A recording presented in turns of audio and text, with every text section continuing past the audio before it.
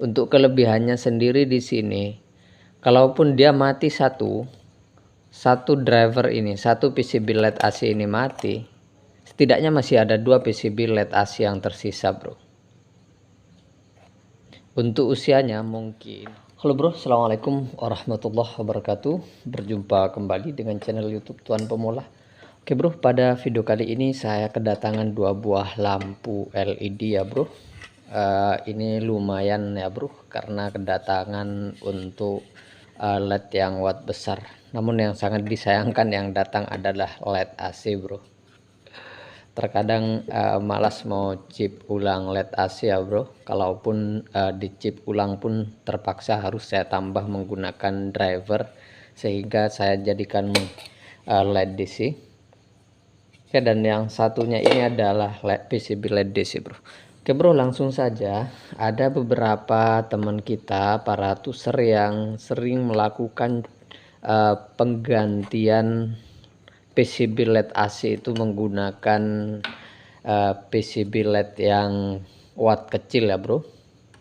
Oke, sebentar saya buka ini terlebih dahulu bro. Oke bro, lanjut tadi sampai mana ya? Oke, ada beberapa teman kita, baik para tuser ataupun para user yang hobi oprek lampu itu, ada yang menggunakan PCB LED AC yang menggunakan watt kecil ya bro. Untuk casingnya sebenarnya sudah besar seperti ini. Untuk PCB casing yang ukuran watt besar, namun isinya mereka menggunakan PCB LED AC yang mana mereka memparalel sebanyak 3 hingga 4 buah PCB LED AC ya bro. Oke, untuk wattnya sebenarnya tergantung dari PCB LED AC nya juga ya bro. Namun menurut hemat saya itu akan lebih berefek atau menimbulkan panas yang berlebih ya bro. Oke, semisal kita menggunakan PCB LED AC yang ukuran 9 watt, jika kali 3 itu sudah 27 watt bro. Dan itu akan jauh lebih panas dibandingkan kalian menggunakan satu PCB LED AC yang ukuran 30 watt. Kenapa demikian? Karena ini hanya menurut hemat saya. Jika sekiranya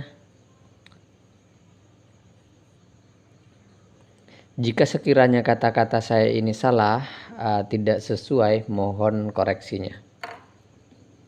Kenapa demikian? Karena dengan kalian menggunakan 3 buah PCB LED AC seperti ini di paralel, memang ini sudah 9 kali 3 sudah menjadi 27 watt.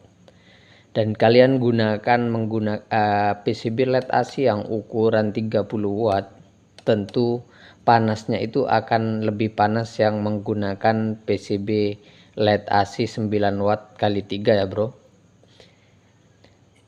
Panas yang timbul itu selain ditimbulkan oleh chip LED-nya, komponen ini juga panas ya bro. Dengan kalian menggunakan 3 PCB, berarti di situ sudah ada 3 driver juga bro. Jika satu driver saja sudah panas, apalagi 3. Jadi setidaknya ini bisa dijadikan pertimbangan juga ya bro, sehingga tidak membuat rugi terhadap kalian juga. Jadi saran saya lebih baik kalian gunakan yang semestinya ya bro. Namun jika sudah kepepet tidak ada PCB lain dan pengennya main tempel saja, ya silahkan lakukan.